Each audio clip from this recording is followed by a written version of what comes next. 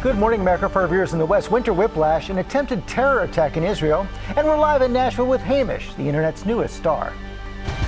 4 days in a row of record low temperatures, below freezing all the way to New Orleans.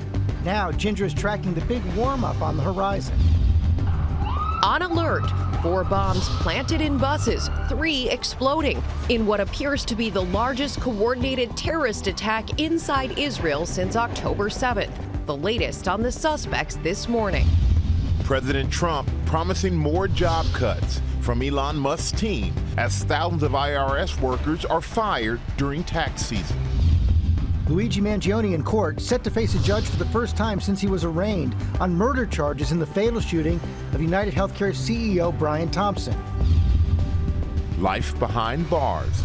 The Menendez brothers speaking out from prison. I remember the day that I was told Lyle just got assaulted and got his jaw broken. And their reaction to Ryan Murphy's show Monsters. Miracle newborn heart surgery. How a doctor performed the first ever open heart surgery on a baby while he was being delivered. Emotional reunion. Oh my gosh. After a heart-pounding rescue on the highway. Get her out of there! The mother of 3 pulled from a burning pickup, reunited with the first responders who saved her. Thank you so much again.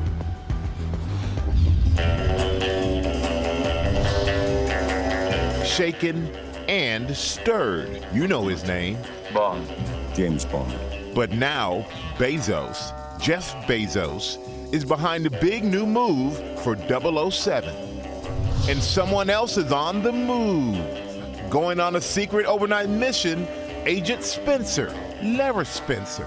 She's got a golden eye for cuteness. From Nashville with love, Hamish stealing her heart with a license to cute.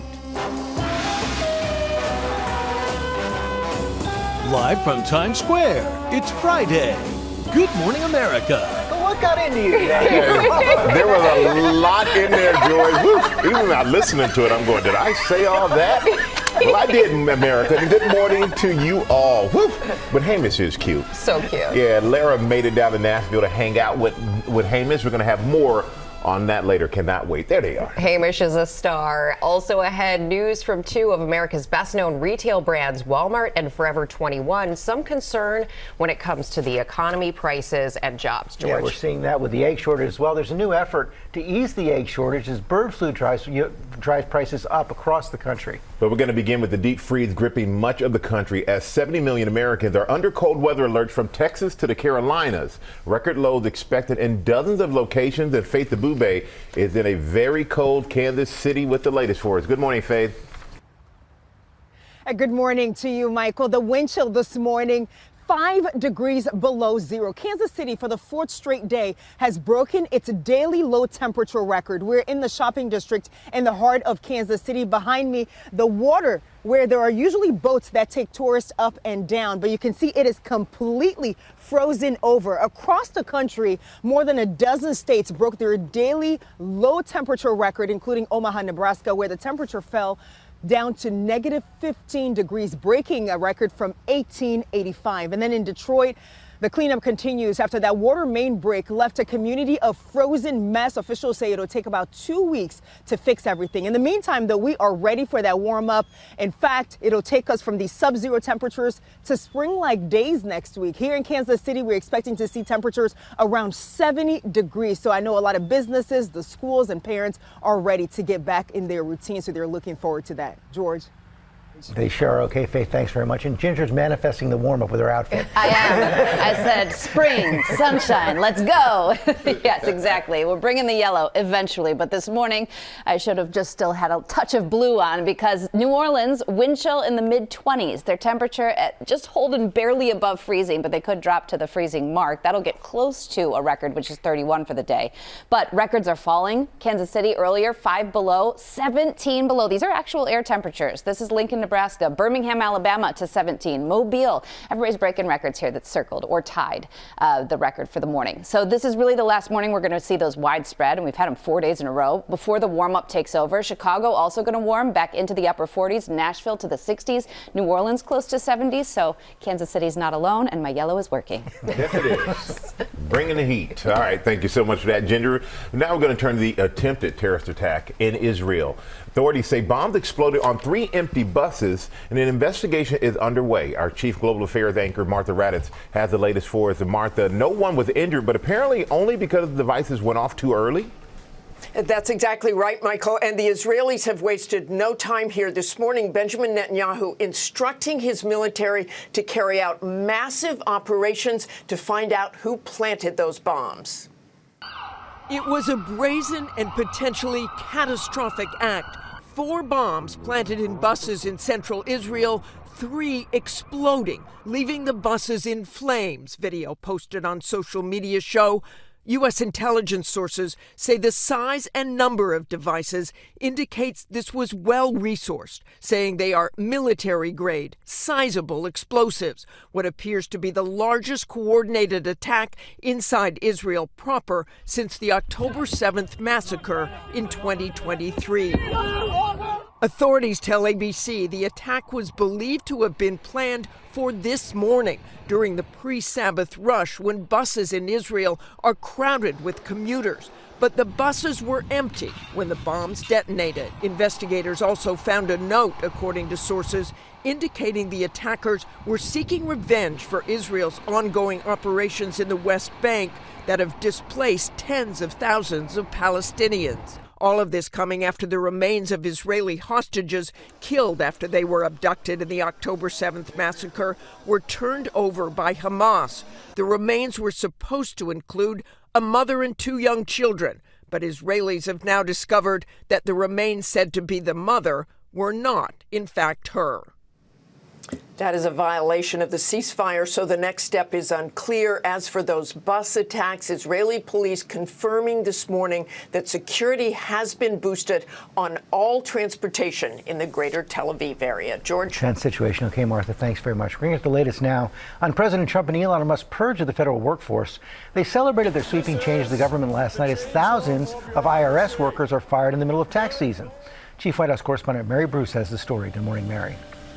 Good morning, George. Well, 1 month into his term, and the president and his team are lauding their overhaul of the federal government and defending their approach. They say the thousands of federal employees fired so far deserve to go. But workers we've talked to say they've been given no real explanation.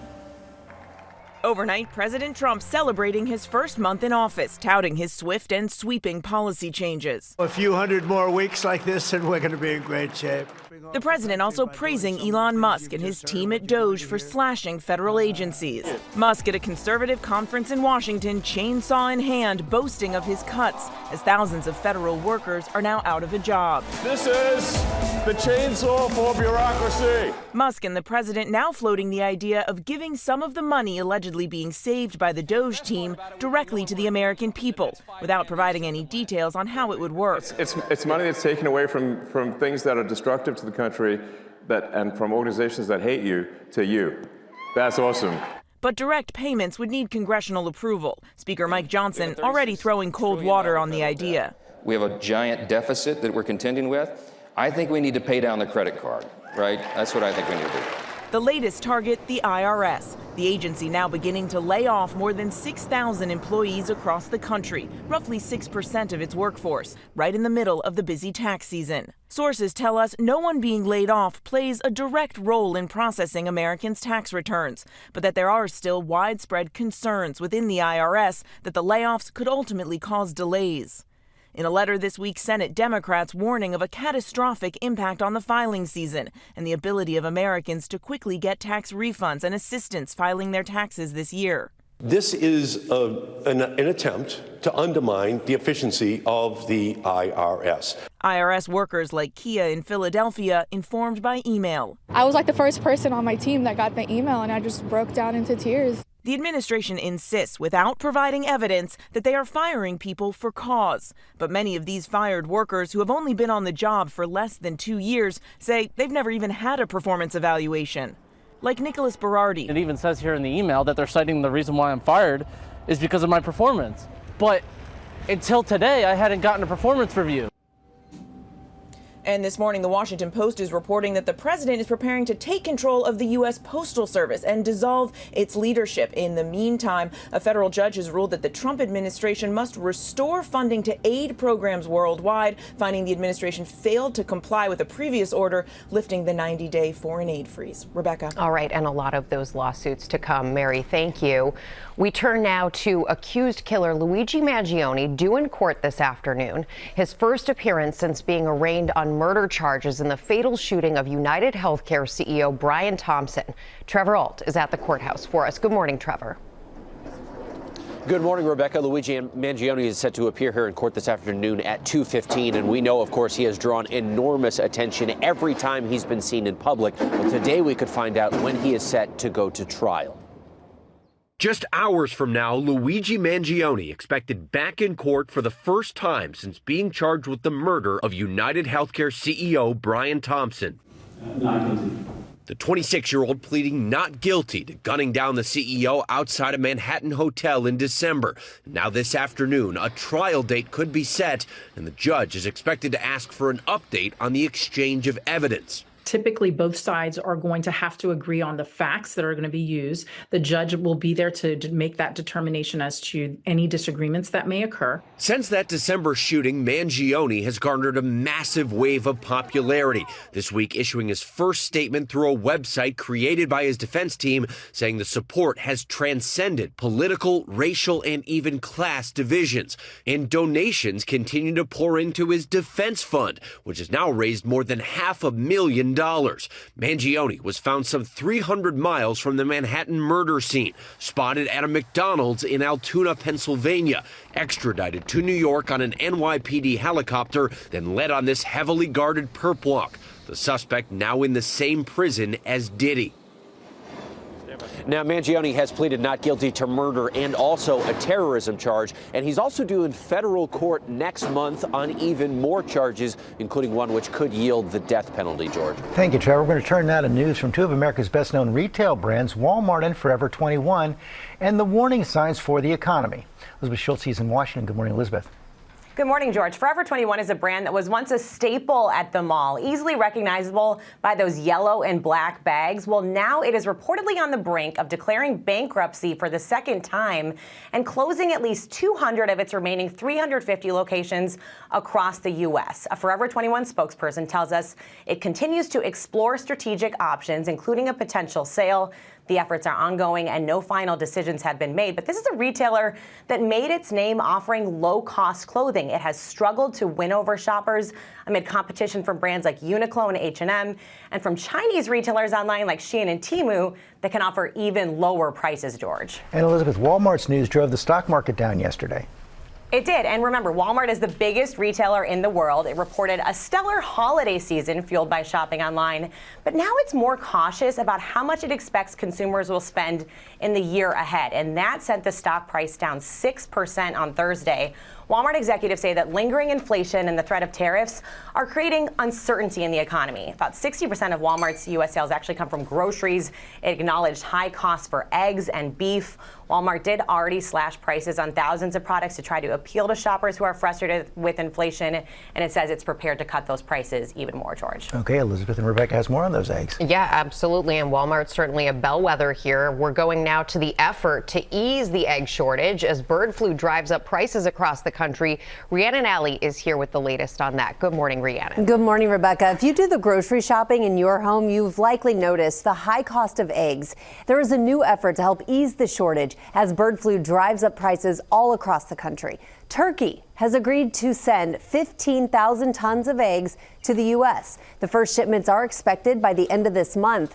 Meanwhile, Nevada, one state with cage-free egg regulations, has suspended those rules. Now, the bird flu outbreak has prompted the slaughter of roughly 160 million birds to help control the virus since the outbreak began back in 2022. And most of those birds killed were egg-laying chickens. So that's what has driven egg prices up. They are now a record high of $4.95 per dozen on average, even higher in some areas. Although experts doubt this turkey shipment will have a major impact on supplies and costs, guys.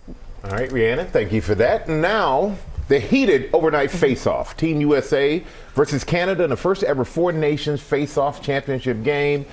Will Reed is here with the big moments. Good morning to you, Will. Good morning to you, Michael. Good morning, everyone. The National Hockey League created this tournament just to do something different than a same old all-star game, and the result was the best players in the world completely bought in, going all out for their countries, creating moments on the ice amid unexpected yet compelling storylines off it, all building up to this final game that became an instant classic. McDavid scores! Overnight, a golden goal ending an international showdown. Connor McDavid wins it for Canada! Connor McDavid scoring an overtime winner to lift Team Canada over Team USA in the inaugural Four Nations Face-Off Championship game.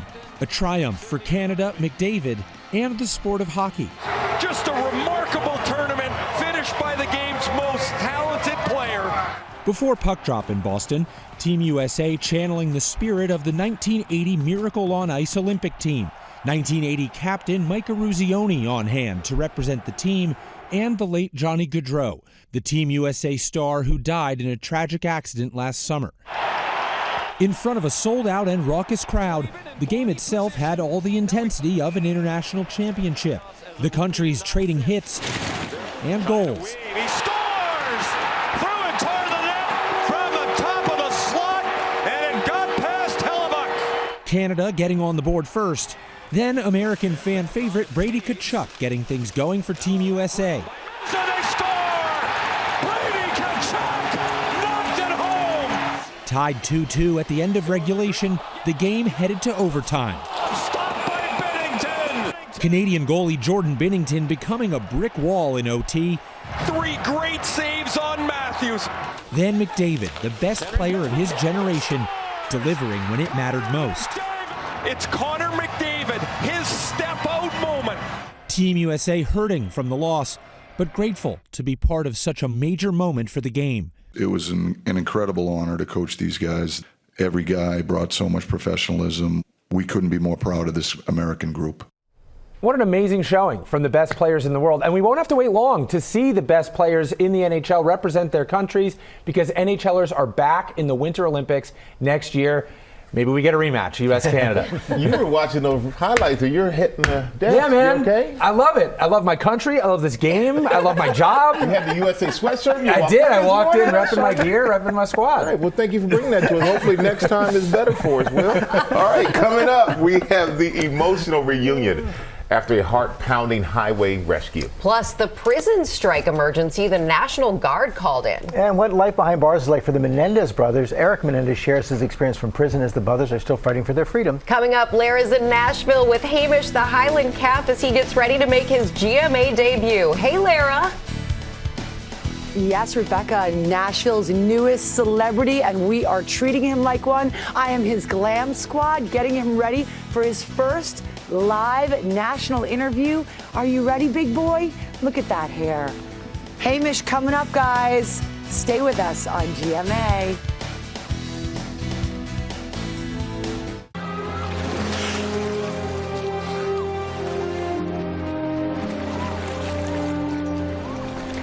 Welcome back to GMA, a classic Bond scene right there, also what we call a thirst trap. And this morning, there's been a seismic change in the James Bond franchise. We're going to break that down, what it means for the next James Bond. That's coming up. That was for both of you, right. Clearly. You're bringing us in on the new lingo. Yes. And the new Bond, James Bond. Let's move to the news. New at 7:30, National Guard has been called in for a prison strike emergency. Inmates are rising up amid a week-long strike by corrections officers in New York. It has now spread to nearly all the state's 42 prisons. Hundreds of prisoners took over the dorms at one facility for hours. Officers retreated. An emergency response team was called to reestablish order. Also, the Vatican says Pope Francis is getting better as he receives treatment for pneumonia after being admitted to the hospital with bronchitis last week. A spokesperson said the Pontiff has no fever and his vital signs are stable. And a big setback for the San Antonio Spurs. The team announced that reigning Rookie of the Year Victor Wembanyama will miss the rest of the season due to deep vein thrombosis in his right shoulder, a painful condition caused by a blood clot. A team source told ESPN the Spurs are hopeful Wembanyama will return for the start of next season. We all are. He makes the league so much better. Yeah, he's such a star. We're going to turn now to rare public remarks from the Menendez brothers about their more than 3 decades behind bars as they fight to be released. Chief National Correspondent Matt Gutman has the latest. Good morning, Matt. Hey, good morning, George. And it was the most detailed description we've heard from the brothers about their decades behind bars. While their personal conduct in prison has been described as exemplary, what they say they endured, including beatings, is difficult to hear about. One of the hardest parts, they said, was just being separated from each other for decades. This morning, the Menendez brothers are opening up about the terror they say they faced during their 35 years in prison. I was picked on, bullied violently, and it was traumatic, and it was continual. In a phone interview with the TMZ podcast, Two Angry Men, Eric, who's now 54, recalls his adjustment from a, quote, spoiled Beverly Hills High School student to inmate. Prison can be hard, and there's a lot of suffering in prison. So, and I wasn't, I'm not going to fight back. I'm not going to, engage. And I had no one to really turn to for help. And I was separated from Lyle.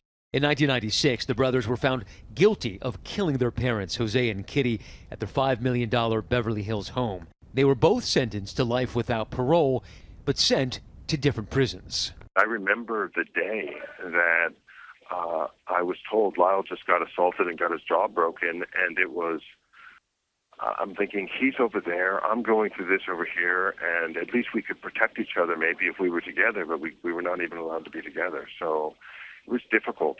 In 2018, the brothers were reunited at the same correctional facility. Both Eric and Lyle have maintained they murdered their parents because Kitty and Jose Menendez mentally, physically, and sexually abused them. Their case getting a burst of support in recent months on social media, thanks in part to shows like Monsters, a dramatization of what led up to the shotgun murders of their parents. Lyle saying they were able to watch some of it behind bars. We were able to see quite a bit of it. I watched some of it through video chat that they allow us to do here, and obviously we've seen a million clips of it on TV and heard about a lot about it. So we feel like we've seen the entire thing. We have not yet. Lyle crediting the show's creator, Ryan Murphy, for helping renew interest in the case by shining a spotlight on the childhood trauma they say they endured.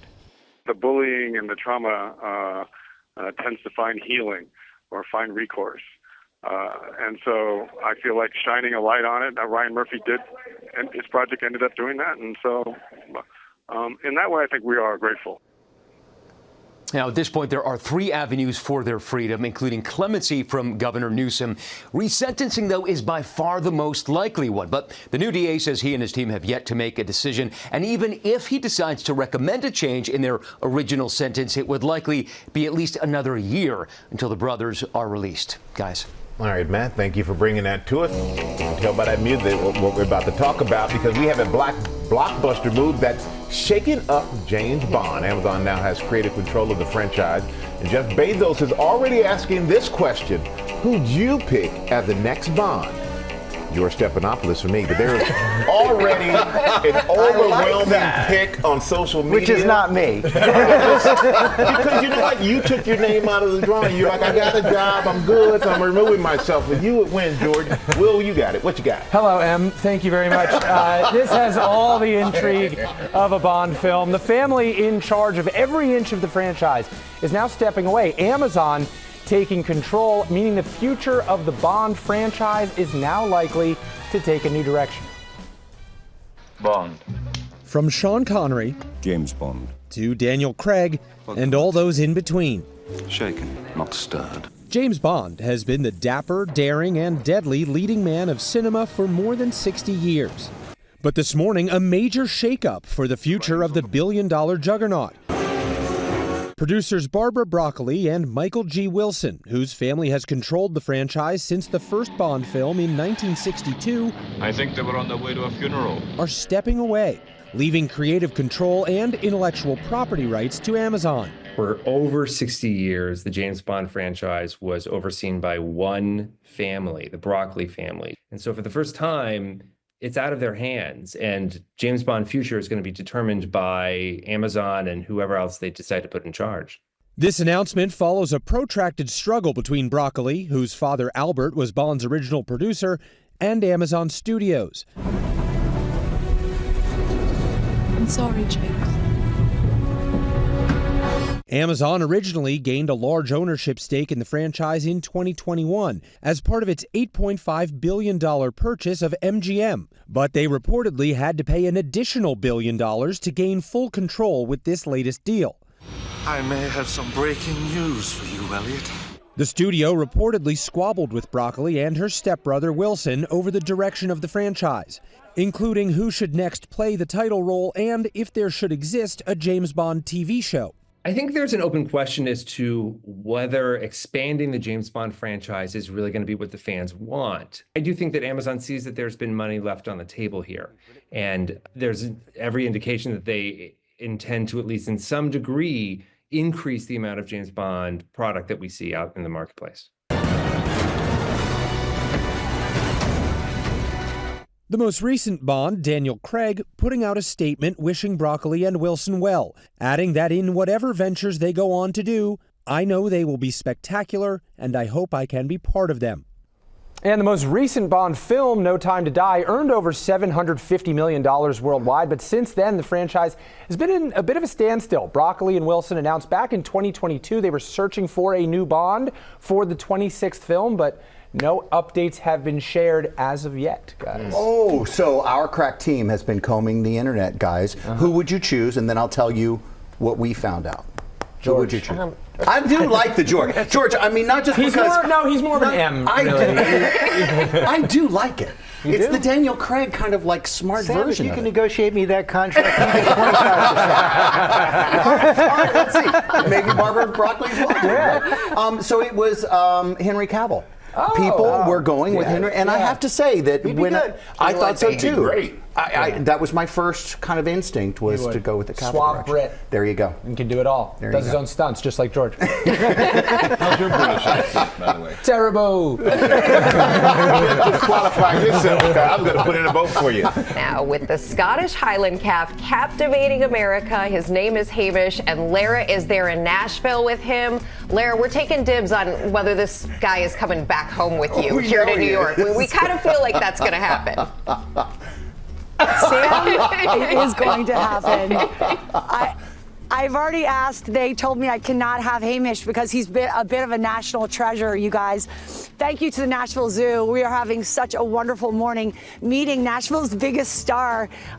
He is just the most precious little devil. He'll have this coat for the rest of his life. And I got to tell you guys, Hamish is a ham. Take a look. He's the Scottish Highland calf zooming his way into America's hearts, one hoof at a time. Meet Hamish, Nashville's newest celebrity. And yes, he is as fluffy as he looks. This 8-week-old might be the new calf in town, but he's already a star. She's brought so much joy. Everybody loves him. And he's a social butterfly who's got serious moves. He loves going up to all the other animals here since we brought him to the farm. He just is a little attention seeker, as you can tell. Now he's ready for his close-up. And it's feeding time here at the zoo, literally. I am here with Rick Schwartz. He is the president and CEO of Nashville Zoo, a wonderful nonprofit here in the center of the city. This is Abby, who's allowing me to give Hamish his breakfast. What is it that just has captivated? You guys have 4,000 different animals here, but Hamish has stolen our hearts. He is the star. He's got a really big personality. Yes, he does. He loves people and loves the other animals, so he's been quite the addition. And it's a rare creature, this fella. It is, because he is very docile, and he's not always going to look like a big puppy. He's going to grow to be 2,000 pounds. It's hard to imagine. Yep. Scottish Highland. Scottish Highland. It's actually the oldest breed of cattle, back from the 6th century. So we're really excited. It's a great addition to the Nashville Zoo. We've had a lot of, as cold as it is, we're having a lot of people come out to see him just because of his social media presence. Hamish just downed his breakfast. We are done in record time. Guys, this is when the magic happens because Hamish gets mad zoomies after he eats. He does not want to let go of that bottle. Hamish, that is all I have for you, my friend. I'm sorry, I have a new best friend. And Hamish, that is all I have for you, my gorgeous little creature. He is going to be an animal ambassador here at the zoo, correct? And he's being trained now. We walk him throughout the zoo, so when people come out, he can see him going through the zoo. There you go. Do you want to see if we can give you the zoomies? Should we let him go and see if he's ready to? I know he's got friends over there, these 2 huge cows over there that he loves. He wants to go and play with them, right? Are you ready for your zoomie close-up? Look how nice he is. He is literally, guys, like a big puppy. He just wants to run and play. You get over here. Do you love our crew? Come on. Oh, do you like a little behind the scenes? Hamish, you be a good boy.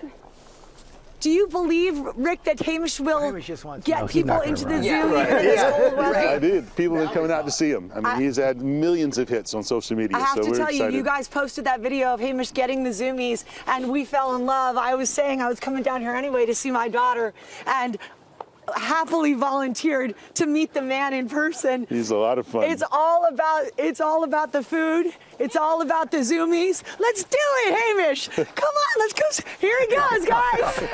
Wow. Hamish, Lara. We're really glad you took that detour for us this morning. Thank you, Lara. Thank you, Hamish. And coming up, we've got more furry friends. Lori Bergamotto has the right stuff for celebrating National Walk Your Dog Day. More cuteness. Good morning, America. It's 8 a.m. Dangerous deep freeze. 4 days in a row of record low temperatures, below freezing all the way to New Orleans. Now Ginger is tracking the big warm-up on the horizon. Texting with a scammer. The new warning about work-from-home scams that have cost Americans millions of dollars. Our Elizabeth Schulze found out what happens when you reply to those messages. Miracle newborn heart surgery. How a doctor performed the first ever open heart surgery on a baby while the baby was being delivered. And Generation Rising. We're celebrating young innovators and creators. This morning, meet the 12-year-old inventor with big dreams. I believe that everybody deserves a chance to have a healthy environment and learning. And we have a surprise for her. As we say, good morning, America. Live from Times Square, it's Friday. Good morning, America. Thank you for that reminder. That is a Friday Good Morning America. And we cannot wait for you to meet Eniola. She is amazing. She really is amazing. Truly incredible. Also incredible, Lori Bergamotto and her pals Clover and Meadow. Lori B has the right stuff for celebrating National Walk Your Dog Day. That is tomorrow. There is a day called National Dog Day, and Clover and Daisy, they need something. Cooper and Daisy, excuse me, Cooper and Daisy. They get walks every day, although Daisy does not like to go out in this cold. She's a little dachshund and she just walks. She likes her rest. Yes, she does. We're also going to tell you more about this first open heart surgery performed on a baby while the little boy was being delivered. But first, let's take a look at the top stories breaking at 8, starting with 70 million Americans under a cold weather alert from Texas to the Carolinas. Record lows are expected in dozens of locations. Ginger's tracking a highly anticipated warm-up. Good morning again, Ginger. Good morning to you, Michael. Oklahoma City is one of those places. Yesterday, just encased there with their snow. Second morning in a row, they are breaking a daily record low temperature. They dropped this morning back into the single digits, and they are not alone. There are many others on the map that are circled, but we'll see at Virginia Beach. They had that fresh snow, too. That was skiing on Virginia Beach Boardwalk. So Macon this morning, Mobile, Birmingham, Memphis, all tying or breaking daily record lows. But this is the end of it. We are going to see the warm-up. Here it comes. And as George pointed out earlier, I'm matching the warm-up so I can help usher it in. It's called a wish casting sweater. Nashville into the 60s, New Orleans close to 70, and Chicago will go up close to 50 as we start next week. George. Thank you, Ginger. We're going to turn now to breaking news. Hamas is expected to release 6 living hostages in exchange for Israel freeing hundreds of Palestinian prisoners. That should happen tomorrow. Lama Hassan has the latest. Good morning, Lama. Yeah, good morning to you, George. That's right. Just moments ago, Israel confirming that it has received the list of the 6 living hostages. Hamas says it will go ahead and release them tomorrow as planned. And as part of phase 1 of the ceasefire agreement, we do not expect any Americans to be part of this handover. In exchange, Israel is expected to free more than 600 Palestinian prisoners. Michael? All right, thank you so much for that, Lama. And now we're going to go to the major new developments in the Liam Payne case. Charges have been dropped against 3 people arrested in connection with the One Direction singer's death. And this morning, we're hearing from his close friend who was cleared. Eva Pilgrim has the story for us. Good morning, Eva. Good morning, Michael. Investigators have been going through the hours leading up to Payne's tragic fall, questioning those who spent time with the singer in those final days. The court now ruling one of Payne's longtime friends, once at the center of this case, bears no responsibility in his death. This morning, the friend of late One Direction star Liam Payne now cleared of all charges in the singer's death. I know it for a fact, like there's no way any charge is going to hold. So I was totally expecting this. Roger Norris was accused by prosecutors of abandoning Payne in his final hours. They charged him with negligent homicide and failing to comply with duties of care. The longtime friend of the star was with Payne just hours before his fatal fall from a 3rd-floor balcony in Argentina late last year. The two seen in Snapchats together in those final days. Photos of the singer's hotel room after his death showing a smashed TV and drugs scattered. An autopsy revealing a dangerous cocktail of drugs in his system when he died. Wednesday night, the court ruling that Norris did not play a role in getting Payne alcohol or drugs in Argentina, deciding that Norris was not responsible for the singer's death. I couldn't have known what was going on in the hotel. Like I only left for like 40 minutes or an hour, and this happened. Norris currently suing the late singer's father, Jeff Payne, for defamation, alleging he gave authorities sworn statements about him that were false, contained material omissions, and many parts were not based on personal knowledge, including that Payne was in his legal care, something Norris denies. The court also dropped the charges against 2 of the hotel employees, the receptionist and the manager. So at this point, there are only 2 people facing charges in Payne's death, both accused of providing drugs to the star. Rebecca. All right, Eva, thank you. We turn now to the emotional reunion between first responders and the mother they pulled from her burning truck. You see that video there. The heart-pounding rescue was caught on camera, and our cameras were there when they reunited. Brianna Natalie is back with that story. This is pretty incredible just to see them come together after such a moment. This is one of those stories that's almost hard to believe. It's so incredible. Rebecca, good morning. A woman in Arizona is celebrating the heroes who pulled her from a burning car, and one of them just happened to take a different route to work on Tuesday, and that decision ended up saving her life. Get her out of there! Officer Brian Larison was at the right place at the right time. Here, get out of the way, get out of the way. Headed to work Tuesday morning when he spotted a vehicle engulfed in flames, a woman trapped inside. All I could hear was her screaming and yelling for help and get me out. And I was just thinking, I'm not letting her die. Larison smashing the glass, racing to get the driver out with the off-duty firefighter Asa Paglia, who also happened to be there. Anybody else in there? I had my gear with me, and I don't normally have my gear with me. Probably the fastest I've ever put it on. Now, the driver of that pickup truck, Amy Ruiz, reunited with the first responders, being hailed heroes. Oh my gosh. It's like touching angels, hugging angels for sure. The mother of 3 feared she'd be burned alive. It was completely pitch black in the truck, and I felt that my hair singe off, my eyelashes, and like my clothes were starting to get really hot. New video showing the moment a cement mixer rear-ended Amy while she was stuck in traffic. If it weren't for them, I would probably be dead. I truly believe that we were there for a reason. Thank you so much for being there for me and protecting me from that and just rescuing me from such a nightmare that I didn't think I was going to get out of. Thank you so much again. They truly were her angels that day. The crash is under investigation. Now, Amy was taken to the hospital. She was treated for burns, bruising, and scrapes from the glass. But guys, she really just can't believe she survived this ordeal. And when you see that video, it is hard to believe. Just incredible. Thank you, Rhiannon. Coming up on our GMA Morning Menu, the new warning about a popular work-from-home scam. Elizabeth Schultz is back to show us what happens when you respond to texts from scammers. Also ahead, we're on the road to the Oscars, meeting the designer nominated for those incredible costumes in Wicked. Plus, Dr. Tara Narula brings us the story of a groundbreaking open heart surgery that saved a baby's life while he was being born. And Sam's upstairs with Lori B. Hey, guys.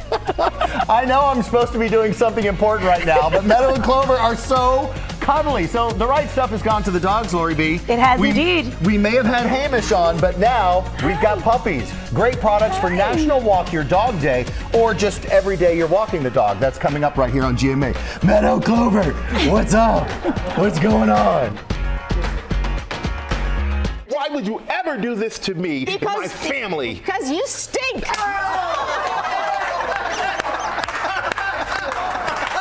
Oh! Welcome back to GMA, yes. Wow. Sam, yeah, that was one of my favorite GMA moments. Susan Lucci, the legend, soap opera queen. She slapped me. Only like Erica Kane can do. You know what I'm saying? So, but Susan Lucci's going to be here. She's going to be here on Monday in Times Square. So who knows what's going to happen, George? But I can tell you right now, I'm all in. Well, she's doing what a lot of people around here want to do every morning. No, but it was so real for that moment because I never saw it before. I was like, what is happening? Well, Monday we're going to have more. That is coming up Monday. Right now, our GMA cover story, texting with a scammer. Our investigation into unsolicited text messages offering work. The Secret Service, New York Attorney General's Office, and Queens District Attorney recently uncovered one of these schemes targeting New Yorkers. Elizabeth Schultz back with Scam You. Good morning, Elizabeth. Hey, George, so chances are you've been on the receiving end of a text asking you to apply for a part-time or remote job or earn some quick cash. Well, we decided to see what happens when you actually reply to one of those messages, and it helped reveal how this is an innovative scam costing Americans tens of millions of dollars every year. This morning, we engage with alleged scammers, responding to those texts you no doubt receive that read like this. Hello, I'm a recruiter at a company. An unsolicited message from a recruiter at a company asking you to apply for a lucrative job. All you need is an internet connection. I say, hi, I received your message. Is this the remote online job? The response was immediate. The pay is pretty enticing. The alleged recruiter tells me I could earn $50 in 2 days, $1,000 in 4 days, and nearly $11,000 in 1 month with commissions, simply by filling out online reviews. It takes just 1 to 2 hours per day. Sounds pretty doable. The recruiter asks for my current employer, name, and age. It's definitely an unconventional job interview right now. And within minutes, they reply saying I'm qualified for the job, pressuring me to complete a training right away. You have 30 minutes of training time right now. We stop responding when they ask for my personal information, but cybersecurity company Fortalis took the next step to show us what typically happens. You just submit these surveys and you just click the same button over and over again 40 times, and they say you're going to get paid. To get paid, the recruiter asks you to create a digital cryptocurrency wallet. She kind of prepped me for this amazing experience and this big bulk of commission that I'll get. That's when the scam really starts. First, you put down a small deposit of your own money. Once you complete the surveys, you get your money back and more. They'll deposit a little bit of the money into your account to make you think that, okay, this is real, I'm getting money. Every day you keep filling out the surveys, you keep getting more money back, sometimes hundreds or even thousands of dollars. At this point, FBI Assistant Director James Barnacle says you're deep in a work-from-home scam. They don't know it's a scam, so they trust it, right? It worked. They went in, they deposited some money, they did the tasks that they were assigned, and they were able to withdraw their money. Each time the bad guy comes, they're going to ask for more money. Barnacle says eventually, once you make a big enough deposit, the scammer will lock you out of your account, and the money you put down vanishes. We're seeing most of the victims are losing tens of thousands of dollars. The FBI says consumer losses from these work-from-home scams soared from zero in 2022 to nearly $20 million in 2024.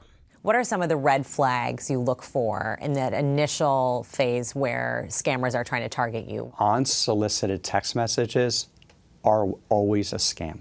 Bad guys are great at building rapport with you, and they'll try to move that into stealing your money. So what was especially striking about this scam is how the recruiter builds up your trust over time by actually giving your money back. And their texts can look very believable. The FBI says do not reply, even when it looks like they're using legitimate companies' names.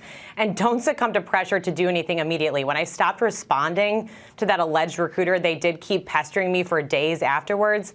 Guys, that is a telltale sign that it is a scam. Yeah, if you haven't asked for it, don't answer. Elizabeth, thanks very much. All right. How about some pop news? George, one of the wonderful things about this show is I smell like puppies right now. I just was with them for 2 seconds and I smell like, all right, let's get this started. Pop news this morning. We begin. I mean, it's a good.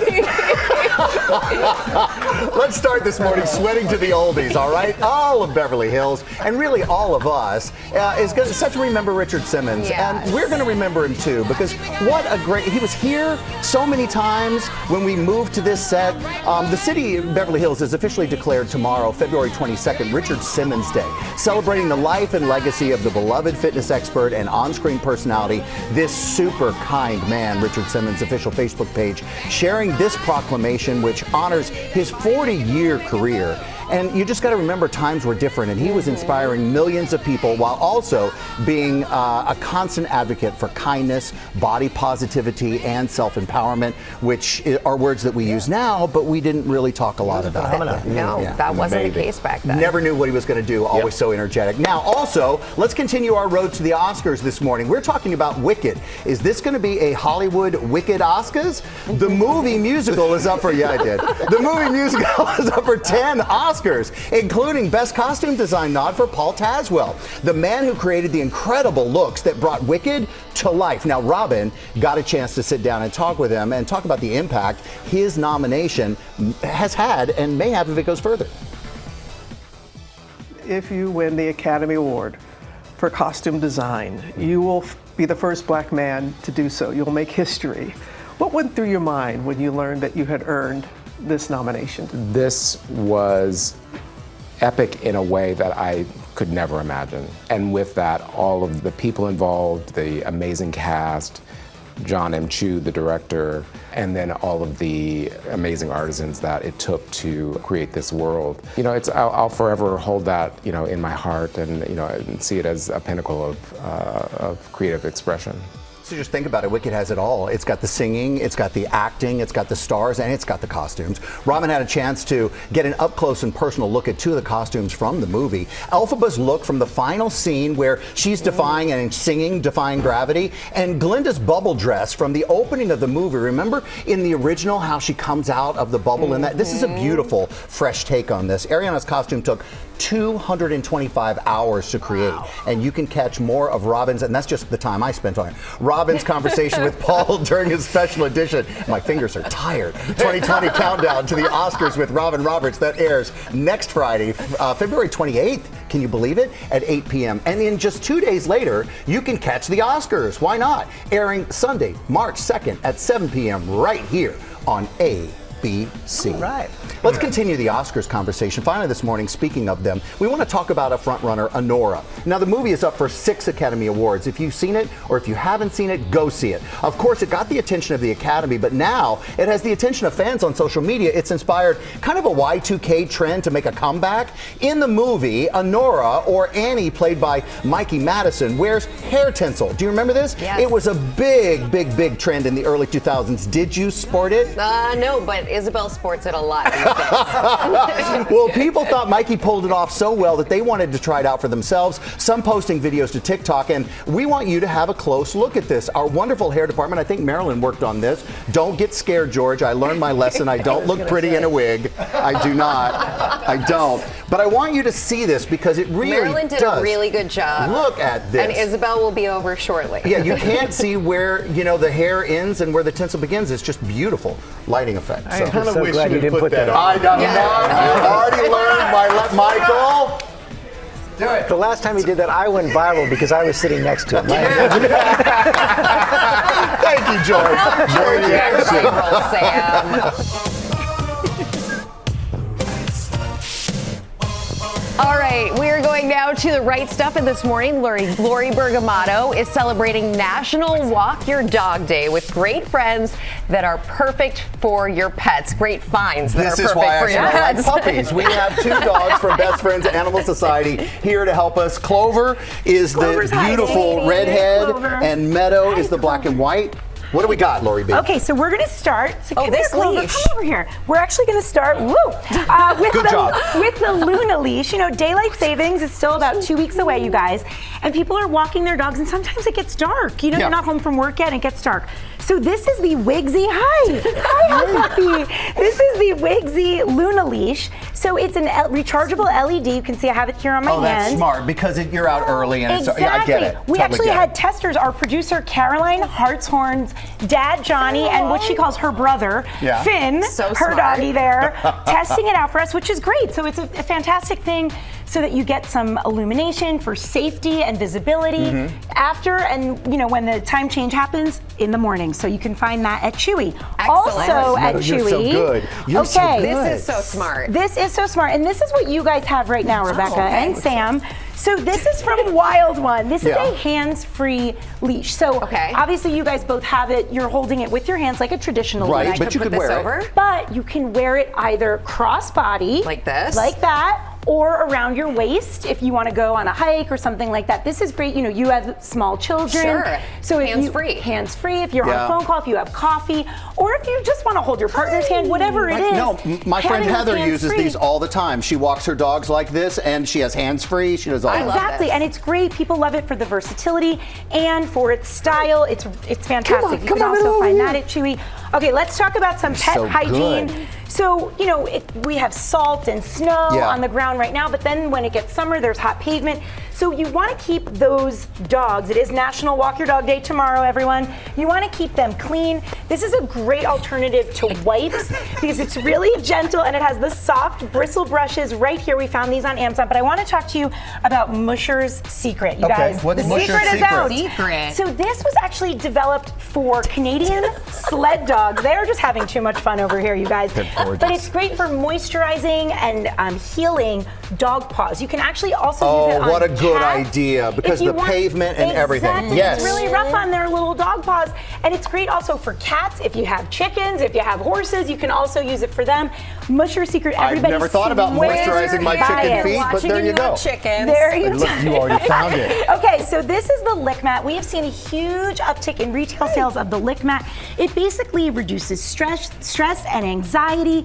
It's great for slowing down their eating Look and at that. allowing them Works to the whole get thing. to the reward.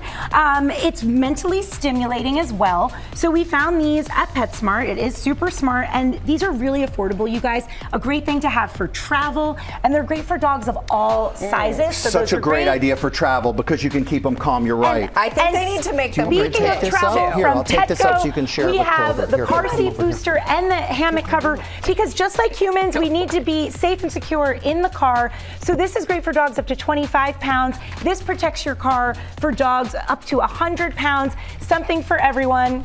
And happy National Walk Your Dog Day. Happy National Walk Your Dog Day. Thank you, Clover Meadow. Adoptable through bestfriends.org. All the products available on our website. As always, Lori, thank you. Welcome back to GMA, live from Times Square. Welcome back, everybody. It is Black History Month, and we're celebrating a new generation of black innovators and creators. One of them is a 12-year-old from Connecticut who came up with an air filtration system that only cost $60 to make. Take a look. With just a box fan, tape, furnace filters, and cardboard, you're going to make sure that there are no air bubbles like you could see here. Eniola Shikunbi created this virus filtering air system when she was just 9 years old. I noticed a lot of my friends had allergies. They'd be missing school, and I felt bad for them, and I wanted to see my friends. And I learned that air filters help filter out the pathogens and pollutants in the air, which produces cleaner air for people to breathe. So Eniola got to work, writing a local female scientist asking for help with the invention. All right, so following the engineering design process, you tested this out, it works, ready to rock, excellent. When I built the filter, I felt like there was a lot of teamwork there, and I really liked how everybody came together to help. So I decided it was my mission to get these into classrooms, not only across my state, but also across America, because I believe that everybody deserves a chance to have a healthy environment and learning. Her invention caught the attention of the Environmental Protection Agency, who invited Eniola to their headquarters to test the effectiveness of the air filter. The test results showed that the air filter takes out 99.4% of the viruses in the air in just 60 minutes. It also helped harden my resolve to get this into other classrooms, because now I really knew that it worked. She then lobbied local lawmakers. Lieutenant Governor, would you please convey my message to the governor that we should put these affordable, life-saving, life-changing air filters in every classroom? And her message was heard loud and clear. The state of Connecticut unanimously approving an $11.5 million grant to help Eniola install these air filters throughout the state. Together, we can transform lives, inspire future generations, and help build a brighter future for all. Eniola says several countries have reached out for help building their own filters. I want to get this into other places, not only America, because I believe that other countries also deserve a chance for better air quality. And I'm starting with Nigeria because that's my parents' hometown. I can't believe it. It's what we all want as parents is for our kids to, achieve greater things than we could never imagine. As an African-American woman and an African-American child doing something like this, impacting the world, people of all races, all color, putting aside their differences and looking up to a girl child, an African-American child, that is huge. Now, 12 years old, Eniola's goals go far beyond air quality. I'm going to become the first African-American female president because I also want to inspire other kids like me who have big dreams. I just want them to see that you can do anything you put your minds to. And Eniola is with us now, and she brought one of her air filters to show us. And you know what? I'm so proud of you. I feel like you're one of my kids. Your mom has taken more pictures than I've ever seen anybody ever take of their kid. And this is amazing to have you here. Eniola, congratulations. Thank you so much. And we're so happy that you're here. And you know what? We have one of your air filters here, and we know you love science, you love engineering, but you also like to add a little flair, incorporate a little art into it. Why do you incorporate the art? And show me how to do it. Okay, so I incorporate the art because that's the A in STEAM, science, technology, engineering, art, and math. And I do know that there are some people who may not be immediately drawn to science or engineering. So art is a fun way for them to incorporate their interests into science. All right, so let me see here. We have a little. Yeah, you could decorate it, you can theme it, you can make one at home. It's really easy to do. And I just love doing this because it helps show people that science isn't just all about talking or reading. It can be fun and it can be inclusive. Yeah, science can be fun, it can be inclusive. I think that does get lost a little bit in all of this. And once you get this all decorated, it's looking good, how do you know if it's working? Okay, so you turn the filter on just like I have now, and I call this the tissue test. So what you do is you take like a tissue, and it can't be too heavy or else it's not going to work, and you stick it to the filter. If it stays, then that means that the air is going through the furnace filters and out the top. If it doesn't stay, that means there may be an air bubble somewhere, you may have built it wrong, and you'll have to try to go back and fix it. Okay, question. You know, my kids at 12 years old, they were not thinking about anything like this. Were you just sitting in your room and it just came to you? How did this work for you? So it started in 5th grade when a classmate brought an article about a group of scientists making air filter, and I was interested because I noticed a lot of my friends were getting sick with allergies. So I reached out to one of the people involved in it, Marina Creed of UConn Health in Connecticut, and I asked her for the blueprints. She came to my school, and not only did she send the blueprints, she brought a team of scientists over, and we made some ourselves. And that's what really started sparking my interest. And so after that, I went to the EPA and I got the air filters tested, and it turned out, like I said before, it took out 99.4% of the viruses in the air in 60 minutes. And kids are in school for like 7 to 8 hours a day, so like the air would be so much cleaner and it would be so much safer to breathe. And so after that, I had the privilege of releasing the results at a press conference where the Lieutenant Governor was present, and I got her to commit to conveying my message to the governor about getting one of these to every classroom in Connecticut. She committed and she gave me her word, and I was so grateful because, like, no offense, but sometimes grown-ups don't really listen to kids or they don't take it seriously. And I mean that in the most respectful way, but like I do know that it happened, and the way she took me seriously really meant a lot to me. So I wrote a lot of letters to other people. I was notified that the House had unanimously approved, and all we needed to do was wait for the governor. The governor didn't sign off on it, and that's when I learned that some people didn't want the funding to be passed. And so I wrote to them, and I guess they listened because one day my mom told me that Senator Lesser had called her and told her that I was needed at the Capitol for the funding. There we go. There we go. There we go. Well, you know what? I want to tell you, we're very impressed by you. I can't believe you're 12 years old. Honestly, I just can't. But we're very impressed with you. Our friends at Lowe's, they're very impressed with you, so much to the fact that they want you to continue your ambition and your drive and your interest. So they wanted to give you $10,000 to continue your mission to help everybody out there. And thank you, Neola, thank you. You are the most impressive 12-year-old ever. And thank you to Lowe's for helping us out here. The GMA exclusive for American Heart Month. It's about a groundbreaking surgery on a baby as the baby was being born. Our chief medical correspondent, Dr. Tara Narula, is here with this amazing story. Good morning. Yes, giving birth is always a leap of faith. But when expectant parents learn their unborn child has a severe heart defect, one that could prevent them from even taking their first breath, the fear can be overwhelming. For one couple, that fear turned into a fight for survival, leading to a first-of-its-kind life-saving procedure. When you're pregnant, it's supposed to be like a really exciting time, and I felt like all that excitement turned to fear. At a 24-week ultrasound, Megan Wild and her fiancé, Luciano Reinaga, received the news no parents-to-be ever wants to hear. Their baby had a serious heart defect. It's called hypoplastic left heart syndrome, appearing in 1 in 4,000 births, where the left side of the heart is underdeveloped. Essentially, the entire main pumping chamber of the heart that provides blood to the rest of the body has not formed appropriately. Yes, this part of the heart is not working very well. Without correction or surgical treatment, can a child survive? No. These babies require multiple surgeries in the first few years of life, but doctors discovered Megan's baby had an added challenge: no communication between the right and left sides of the heart, limiting the baby's chance of surviving long enough to make it to the first surgery.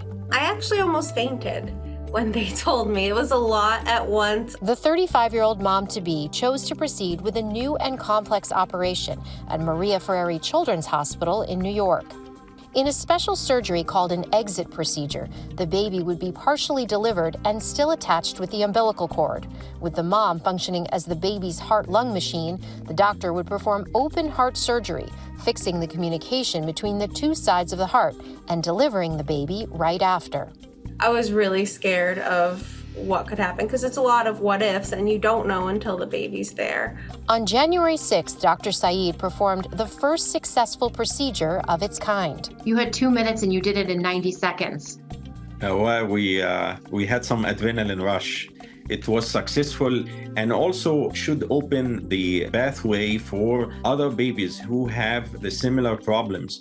Luciano Reinaga III was fully delivered just minutes after his heart surgery. He then had the first in a series of stage surgeries less than 24 hours later. Luciano. Today, 6 weeks later, he's doing great, working on feeding in rehab and spending time in his parents' arms. He prefers to cuddle with Daddy, so I have to steal my moments with him. I'm very thankful for the doctors and for everybody here that they saved him and they helped him come into this world. Baby Luciano will have to undergo 2 more surgeries before he turns 6, but his parents say they are embracing every milestone, grateful for a future they once feared might never come. It's mind-blowing. It's amazing what they're able to do. And he had 2 minutes, the doctor did, the cardiac surgeon, to do what he needed to do. And he did it in 90 seconds. Unbelievable. Thank you for bringing that. Let's go to Ginger. 30 seconds to spare. We love it. Thank you so much.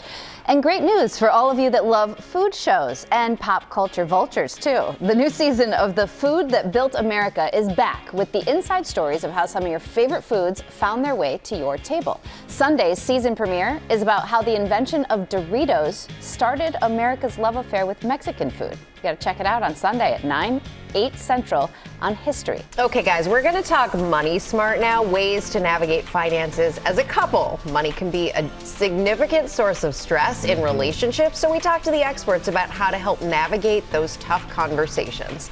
Take a look. When Claire and Stephen Gentz started dating almost 10 years ago, finances were an early conversation. I was never someone, and Claire was never someone who really shied away from the topic. I think that was one thing that brought us together is we envisioned a very similar lifestyle for us. Claire, who works as a real estate agent in Raleigh, North Carolina, earns more than Stephen, who works in advertising, and as a result covers larger expenses like the mortgage. As Claire's business took off, she and I had a conversation, and it just made sense because she was making more than me that she would take that and then I would take the utilities. The way we set it up is we each both have our own checking accounts where both of our incomes are deposited, but we're both on each other's checking accounts. And then we both have a joint personal credit card where a lot of the major purchases go on there. There isn't a one-size-fits-all answer, but experts say financial transparency helps foster healthy relationships. The biggest thing with finance is the unknown, the unexpected, or the assumptions. When we continue to put more things in the unknown space, the problematic issues and likeliness of those exploding become greater and greater. 34% of partnered Americans say money is a source of conflict in their relationship. So how can you avoid it? First, schedule a conversation. The best thing someone could do with finances is be willing to talk about it. So when a partner or loved one comes to talk to you about it, treat it with care, treat it with somewhat of a compassion. And in addition to that, be willing to compromise. Then hold off your judgments. If we immediately shame, blame, criticize, judge, we're doing everything that has put us in a position where we're not talking about it. Finally, make a plan. It's just like a business partnership. We have a mission statement. We know what we're going to do. We have a plan of what we're going to do.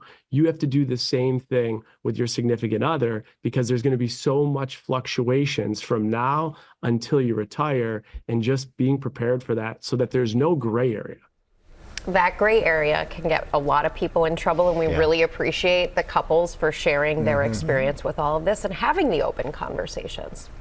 Okay, guys, coming up, best-selling author Libba Bray is here to tell us about our February YA book club pick and answer some of your reader questions. We are excited. We are back now with Libba Bray, the author of our February GMA YA book club pick, Under the Same Stars, which was an instant New York Times bestseller. Instant. Good morning. Hi, so nice to see you, Libba. We were just talking about the cover. The book is phenomenal. The cover just gets you from the start. And there's all these reviews online. One of them says it will leave you shattered and wildly hopeful. Tell us about the book. Thank you, Mom, for that review. Thank you so much for having me, first of all. So Under the Same Stars is a story about, it's a multi-generational story that takes place across 3 different timelines. There is a small village in northern Germany at the start of World War II. There's the punk scene in a divided Berlin in 1980. And then there is the pandemic spring in New York City in 2020. And they are all connected by this mystery. So one of the characters in 2020 is she gets a package from her grandmother that has some clues about a cold case, the mysterious disappearance of 3 teenagers on the winter solstice in 1941. And so it's the unraveling of that mystery because that connects everything. It spans 80 years of history. And so I say that it's a book about friendship and love and reconciliation and redemption. It's about the weight of history and about the necessity of hope in dark times. I like to say that it's a book about love and resistance. Love is a form of resistance, and resistance is an act born of love. Well, it hooks you from the jump, that's for sure. And you paint such vivid pictures. You mentioned all the different locations, the decades that it spans. How did you do all of this while sitting at home, essentially, during the pandemic, right? You wrote this during that time. Was this wanderlust on your part? Rebecca, I have an active fantasy life. Normally I would want to go to these places, but of course I couldn't. And so I really had to rely on online resources, archives, primary sources. I had friends who could talk to me about it, and plenty of books. Librarians and librarian friends, always make friends with librarians, and that's some free advice. Yeah. And so that was what I had to do, but I'm a research nerd. I will go down that rabbit hole. I will be the person at the party saying, let me tell you about the irradiated drinks of the 20s. No, really, why are you moving away from me? I love research. But the thing that I love most about historical research is that I think we don't get a lot of history, and some of the history that we get is sanitized for our protection. Whose stories get told, what gets left out. And so I really think that it's important to be able to bring those stories to light. And it's especially what I've learned is that in every time period, because we're talking about the Third Reich and we're talking about the Stasi, there are people who will come together and stand against oppression and tyranny and injustice. And so in many ways, what I've learned is about the enduring power of hope. And as Patti Smith would say, the people have the power. So that's one of the most important things to me about the research, are the lessons that it imparts. Well, I think you've done a phenomenal job on this book. It's really incredible, and I would never walk away from you at a dinner party, ever, for the record. You say that now. Under the Same Stars is available now. That was a fun kickoff to the weekend. We hope you all have a great one. Have a good one. Bye. Stay warm.